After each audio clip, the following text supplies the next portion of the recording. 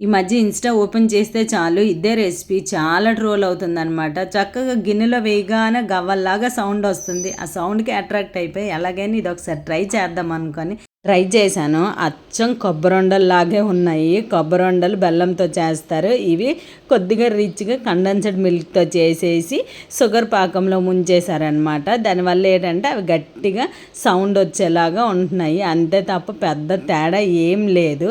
కాకపోతే తినడానికి మాత్రం చాలా బాగున్నాయి. పిల్లలు వస్తారు కదా తింటారు అని అనేసి ఇంక నేనైతే ప్రిపేర్ చేశాను. మా బాబు అయితే స్కూల్ నుంచి రాగానే డ్రెస్ చేంజ్ చేసుకుని నాకైతే హెల్ప్ చేసేస్తున్నాడు. వాడు నేను చేసే పనిలో ఎక్కువగా హెల్ప్ అయితే చేస్తూ ఉంటాడనమాట.